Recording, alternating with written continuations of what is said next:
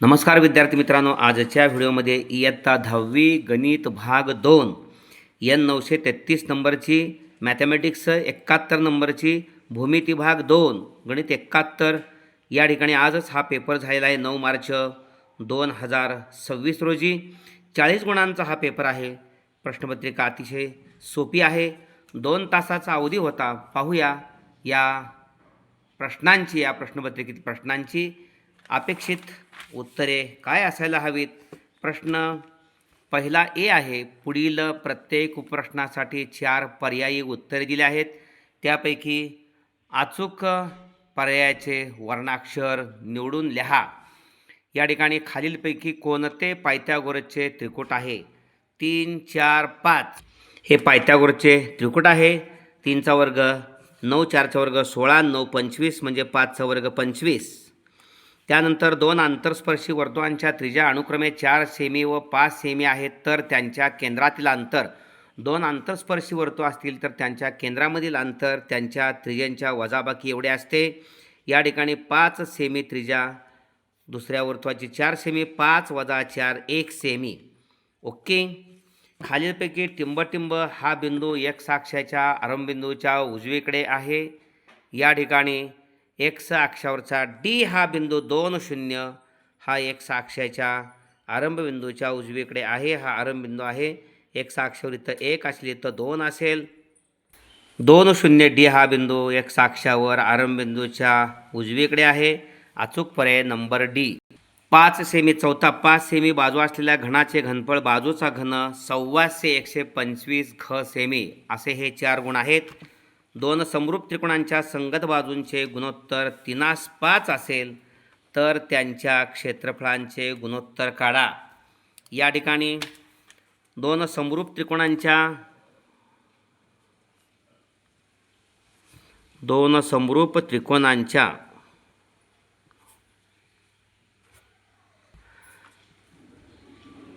संगत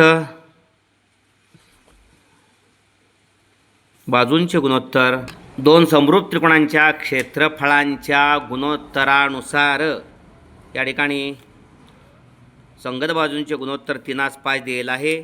पहिल्या त्रिकोणाचं क्षेत्रफळ समजा A1, पहिल्या त्रिकोणाचे क्षेत्रफळ A2, दुसऱ्या त्रिकोणाचे क्षेत्रफळ S1,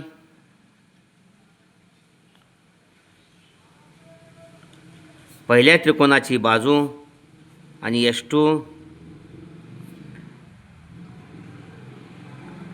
दुसऱ्या त्रिकोणाची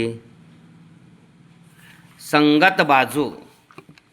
आणि म्हणून या ठिकाणी A1 भागिले A2 बरोबर S1 वर्ग भागिले S2 वर्ग। A1 भागिले A2 क्षेत्रफळांचे गुणोत्तर त्यांच्या संगत बाजूंच्या वर्गांच्या गुणोत्तर इतके असते। त्यामुळं या ठिकाणी 3 वर्ग छेद 5 वर्ग बरोबर 9/25। ओके। 1 गुणांचा प्रश्न आहे। 2 समरूप त्रिकोणांच्या क्षेत्रफळांचे गुणोत्तर पहिल्या त्रिकोणाचे क्षेत्रफळ भागिले दुसऱ्या त्रिकोणाचे क्षेत्रफळ बरोबर संगत बाजूंच्या वर्गांचे गुणोत्तर S1 भागिले S2 वर्ग असं न लिहिता 3 वर्ग भागिले 5 वर्ग 9/25 लिहिलं तरी चालते, काही अडचण नाही। सविस्तर मांडणी केलेली आहे। पुढचा एका चौरसाचा कर्ण 10 वर्गमुळात 2 सेमी असल्यास त्या चौरसाची बाजू किती। या ठिकाणी चौरसाचा कर्ण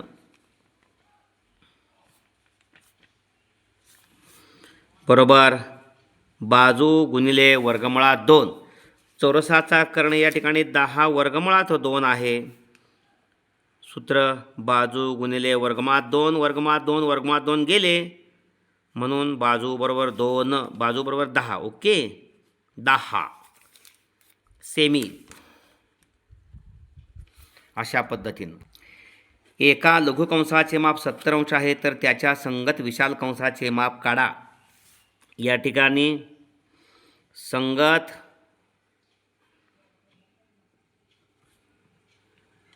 विशाल कंसाचे माप बरोबर 360 अंश वजा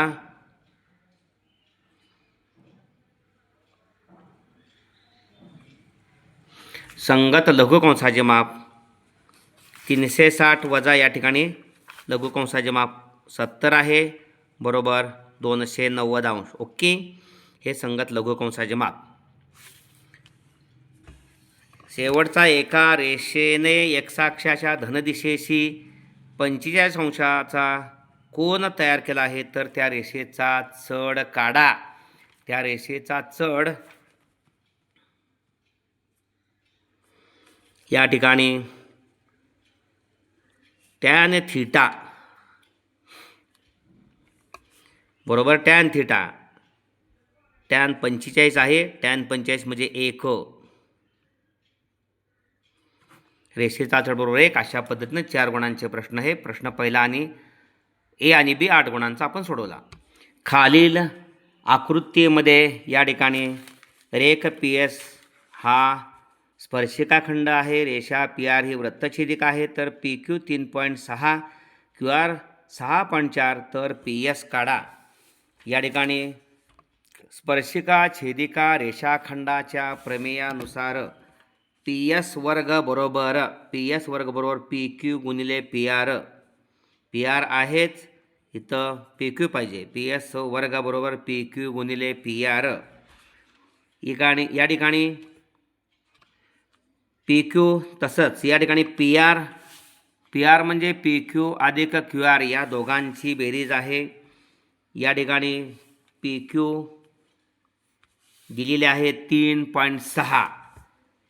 3.6 गुणिले 3 गुणिले कंसात 3.6 अधिक 6.4 3.6 तसंच या ठिकाणी 6 4 10 6 3 9 1 10 म्हणजे 3.6 आणि 6.4 यांची बेरीज 10 10 गुणिले 3.6 36. पी एस वर्ग बरोबर 36. पी एस वर्गाचं पी एस वर्ग म्हणून 36चं 6. अशा पद्धतीनं या 4 रिकाम्या जागा प्रत्येकी अर्धा गुण. प्रश्न दुसरा ए हा 4 गुणांचा आहे. 3 आहेत, 2 सोडवायचे असतात. प्रत्येक उपप्रश्नामध्ये 4 चौकटी, प्रत्येक चौकटीतल्या उत्तराला अर्धा गुण आहे. पी क्यू 3.6 10 आणि 6 अशा पद्धतीनं ही उत्तरं असणं गरजेची आहेत. जर सेक थिटा बरोबर दुसरं सेक थिटा बरोबर 25/7 तर टॅन थिटाची किंमत काढा. 1 अधिक टॅन वर्ग थिटा बरोबर सेक वर्ग थिटा. या ठिकाणी सेक थिटा 25/7 दिलेला आहे. 25/7चा वर्ग टॅन वर्ग थिटा बरोबर हा अधिक 1 पलीकडे गेला वजा 1 625 भागिले 49 25चा वर्ग 625 7चा वर्ग 49. तिरकस गुणाकार छेद सारखा नाही म्हणून केला आहे. 625 एक्के 625 49 एक्के 576 625 म्हणून 49 गेले 576 भागिले 49. टॅन वर्ग थिटाचं वर्ग टॅन थिटा 576चं 24 49चं 7 24/7. सेक वर्ग थिटा 25/7 वजा 1 आणि 24/7 अशा रिकाम्या जागा चौकटीतल्या अपेक्षित आहेत. खालील आकृतीत एबीसी या चौरसाची बाजू 7 सेमी व बिंदू डी हे केंद्र मानून डी ए त्रिज्येने काढलेले वर्तुळपाके D'(A)XC आहे. तर छायांकित भागाचे क्षेत्रफळ काढण्यासाठी रिकाम्या चौकटी भरायच्या आहेत. या ठिकाणी आयताच्या क्षेत्रफळातून या वर्तुळपाकी D'(A)XCचं क्षेत्रफळ वजा केल्यानंतर आपल्याला रेखांकित भागाचं क्षेत्रफळ मिळेल. पाहूया. चौरसाचे क्षेत्रफळ बरोबर बाजूवर्ग 7चा वर्ग बरोबर 49 चौ सेमी. तर वर्तुळपाकी D'(A)XCचं क्षेत्रफळ 38.5 चौ सेमी दिलेलं आहे. तर छायांकित भागाचे क्षेत्रफळ बरोबर चौरसाचे क्षेत्रफळ बरोबर या ठिकाणी वर्तुळपाकळी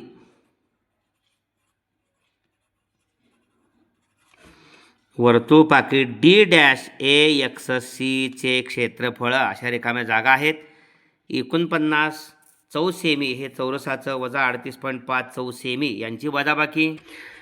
10 मधून 5 गेले 5 उरले. हातच्या दिला 9 मधून 9 गेले 0 4 मधून या ठिकाणी 3 गेला 1 10.5 या ठिकाणी अचूक पर्याय 10.5 10.5 या ठिकाणी अचूक किंमत.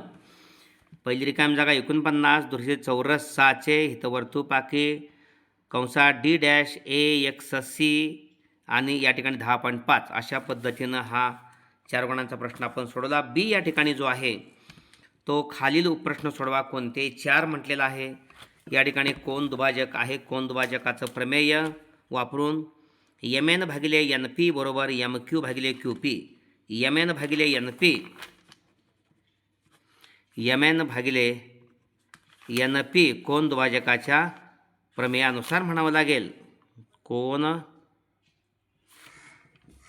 दुभाजकाच्या प्रमेयानुसार mn भागिले np बरोबर mq भागिले qp. mq भागिले qp किमती घातल्यानंतर 25/40 बरोबर 14/qp. qpची किंमत काढण्यासाठी 14 गुणिले 40ला भागिले 25 55 ते 40 5 5 25. या ठिकाणी qp बरोबर 14 ते 112 भागिले 5.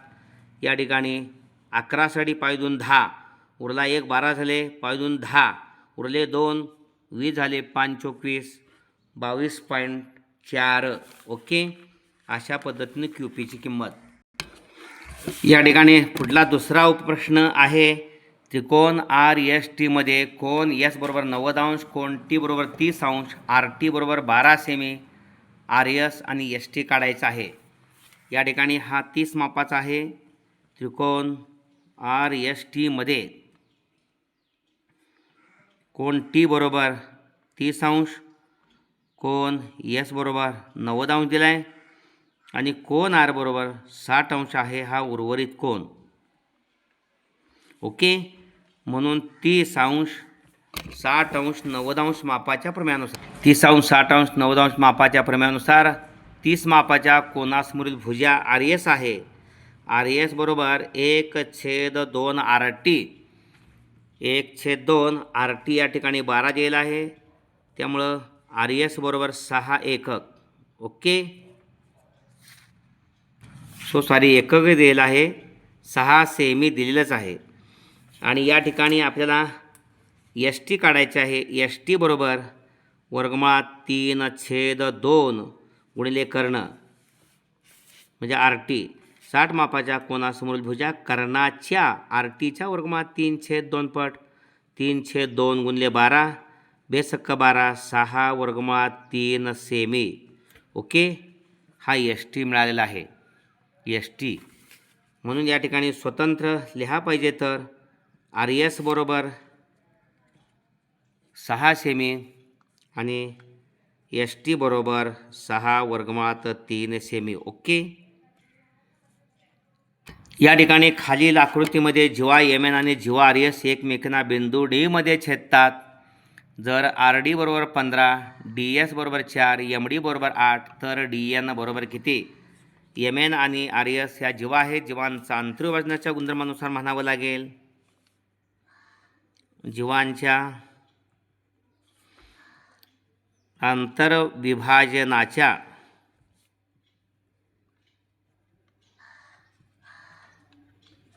गुणधर्मानुसार समोरासमोरचे रेषाखंड MD गुणिले DS,